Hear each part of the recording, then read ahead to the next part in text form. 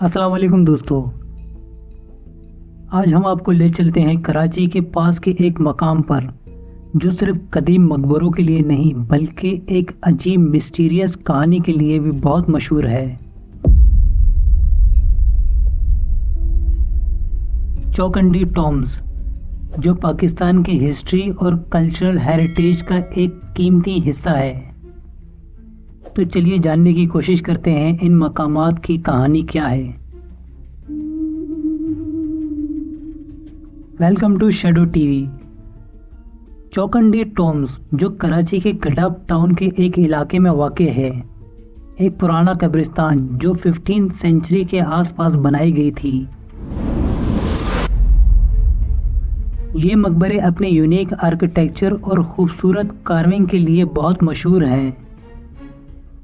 इनका नाम चौकंडी उनके चारों कोनों के स्ट्रक्चर के नाम पर रखा गया था। आपको ये सुनकर हैरानी होगा कि ये मकबरे सिर्फ हिस्टोरिकल नहीं बल्कि एक अजीब मिस्टीरियस कहानी से भी जुड़े हुए हैं। कहते हैं कि एक वक्त ऐसा था जब ये मकामात एक पावरफुल राजा और उसकी रानी का कब्र था। राजा और रानी का कहानी इतना पुराना है कि लोगों ने इस मकबरों को आज भी एक रूहानी और दर्द भरी कहानी के तौर पर याद करते हैं।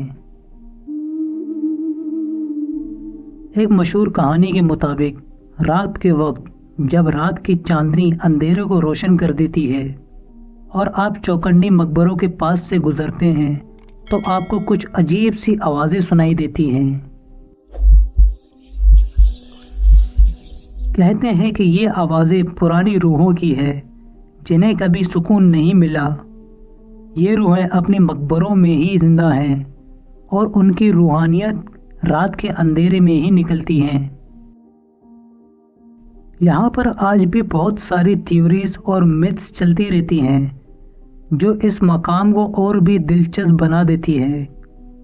ये भी कहानियाँ हैं कि इस जगह पर किसी दौर में रिलीजियस रसूमात परफॉर्म किए गए थे जो शायद अब भी यहाँ के रूहानियत में जिंदा हैं।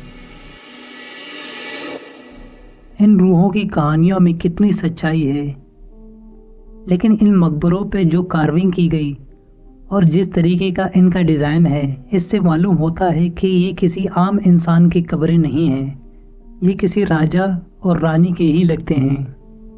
तो अगर आप एक मिस्टीरियस और हिस्ट्रिकल जर्नी पर जाना चाहते हैं तो चौकंडी टॉम्ब्स ज़रूर जाइएगा।